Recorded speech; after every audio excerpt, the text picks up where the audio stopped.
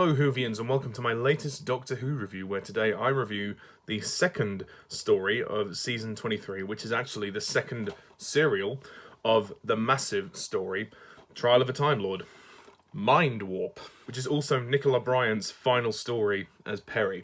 So, Trial of a Time Lord, well, I started this review with the previous story, The Mysterious Planet, and these four stories in season 23 make up for the one massive long story arc, which is the Trial of the Time Lord. This is the second part, but I'd said to myself I was going to review these segments individually. So if you haven't been keeping up with my reviews, I'm reviewing all four Trial of the Time Lord segments individually. So, as for Mindwarp, well, the basic plot is as follows.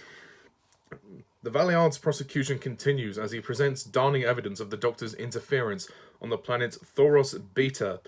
Dangerous experiments are being carried out that could affect the future of all life, and they must be stopped. But why is the Doctor so determined to help his former enemy, the greedy, opportunistic Syl? And why has he turned against his companion Peri? One thing is certain, someone will die. So Mindwarp, well, I guess it's a marginal improvement over The Mysterious Planet, but that really isn't saying much. Once again, another dull, boring, campy fuckfest. Okay, look, it's not without merit. I do appreciate the performance as well, mainly from Nicola Bryant. I mean, this is Nicola Bryant's final story, and she does do a good job, and it's very tragic the way Peri actually goes out. So I do think the exit of Peri is quite sad. It's tragic. Peri is used in an experiment because the leader of the slugs wants to transfer his consciousness into another body because he is dying. I believe his name is Kiv, and Peri is used as a subject. The transference works, and it actually kills Peri. So that was very sad, actually, and I did like Colin's reaction at the end when he was like, "You killed Peri." So it's nice to know that he did actually care about Peri, and he was trying his best to save her, and then he was taken away from the incident, and then the TARDIS was transported to the trial.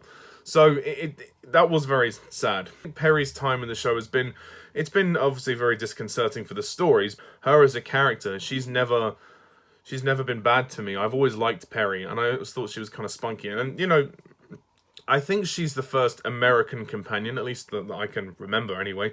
I like her. I think she's very spunky, and I think she has a good rapport with the Doctors that she has. Although obviously her rapport with Colin Baker is very on and off.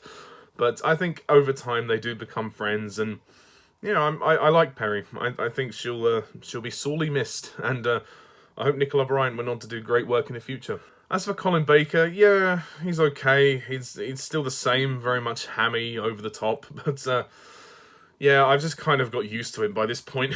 I mean, we're so near the end of his era, so it's not going to change anytime soon. I just think it was pointless to bring back the Slugs. I mean, again, I have nothing against the Slugs, but just as villains for Doctor Who, they're just silly. It just completely silly. And this story about Kiv wanting to transfer his consciousness to another body, yeah, okay, fine, but yeah, it's not the most engaging plot ever. It's a bit better than The Mysterious Planet, but even then, I just didn't see the need to bring Syl back either. I made no secret of the fact that even though I like Vengeance on Varos, Syl was a very over-the-top villain for me, and I don't think Syl really has a place in this story. Yeah, it's nice to see, like, another slug character, Kiv, played by Christopher Ryan, and his dilemma, which is interesting, but after a while, I just really started to get bored, and I did not care. And once again, these trial scenes, every so often they cut back to the trial scenes, and they just do not fit. This is a very incoherent story.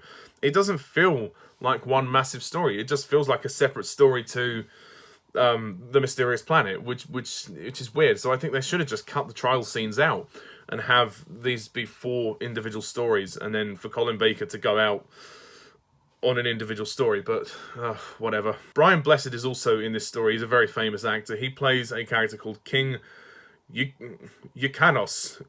I think that's how you pronounce the name. Every line, he's booming his lines like this. He has to shout, "Oh, we are warriors. We are going to fight. We are warriors. Hurrah, boys." You see what I mean? It's just overdone. He's shouting and he's yelling. I mean, Brian Blessed is a great actor. He's a great stage actor, but he is way too hammy in this story. I mean, okay, it's reflective of the campy tone of this story, but that doesn't mean it's justified. I still think that Brian Blessed should have really toned it down a bit. Once again, Ron Jones fails to direct a coherent story. I'm sorry, this guy is not a very good director. He cannot seem to piece this together. Then again, this is meant to be a segment to the overall season arc of this story. Yeah, and I hate to say this because I do like Brian Blessed, but I think Brian Blessed gets on my nerves in this story. He just really started to annoy me, and I really started to get frustrated with every line that he said, because he just kept booming all his lines out. It was just like, oh, please, just shut up. As for the rest of the supporting cast, I mean, yeah, they're okay.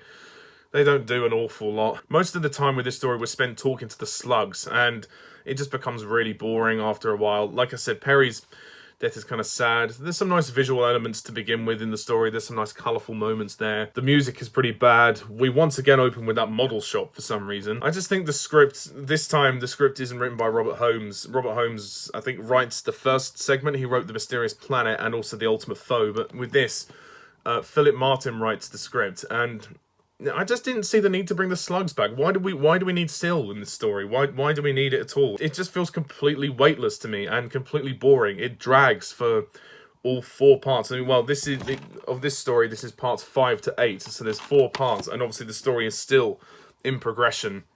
It already feels like this trial of a Time Lord story is too long, and I know we've still got Terror of the Vervoid and the Ultimate Foe left to go. So, it's not looking good for the end of Colin's run, shall we say. I just think the prosthetics are really cheap as well on the slugs. Syl looked pretty good in Vengeance on Varos, but here, it looks even more obvious that he is a guy in a costume. And in this time, it looks like Syl has more of a muscly costume. I don't know why, but it does. And all the costumes, even for Brian Blessed's character, are ridiculously camp. There's too many colourful costumes. It just really doesn't work. Even some of the female guards have these sort of glitter and eyeliner and makeup. You can just tell that John Nathan Turner is exhausted by this point. He just does not care anymore about the show. He doesn't care.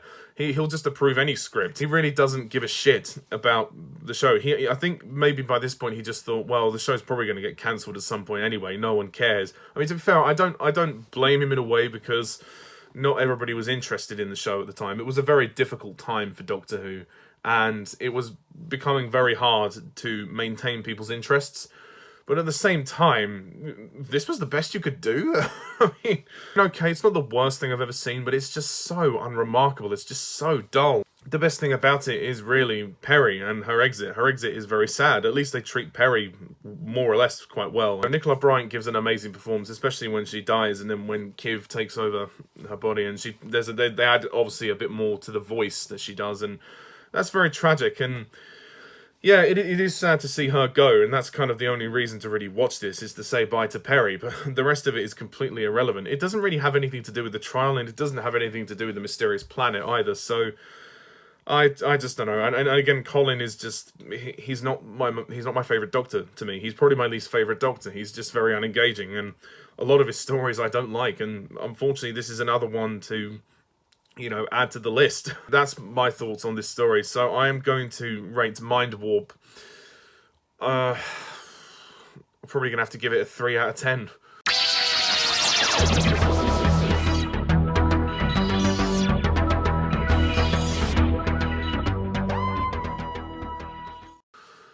Yeah, same as before, but I give it the slight edge over the Mysterious Planet. I'd probably give it the slight edge over the Mysterious Planet, but that's not really saying too much. That's it, guys. I'm sorry to be brief, but there really isn't much to say about this one. So yeah, Mindwarp, that's all I'm going to say. What do you think of this? Please comment down below. Let me know what you think. And yeah, bye-bye Peri. Bye-bye Nicola Bryant. It's very sad to see her go, but maybe it was the right time for her to go. She had been in the show since the end of Davison, so, and she'd done season 22, so effectively she'd done more or less 1 season and a half, I guess you could say, if you add up the 2 Davison stories with the 2 stories that she does here. So she pretty much almost did 2 seasons, but yeah, Nicola Bryant, I mean, she didn't come into the show during the best time, but she played a good character, so I'll give her that. So, and again, she does a good American accent, so thank you, Nicola, very much. But of course, next time we come across a new companion in the form of Mel. Yes, Mel will be joining the TARDIS crew with Colin Baker, as Colin Baker sees his time out of the show. And of course, Mel will continue in Sylvester McCoy's era. But anyway, thank you very much all for watching this review, and stay tuned for my review of Terror of the Vervoids. So until next time, I'm Mr. TARDIS11. See you soon. Bye for now.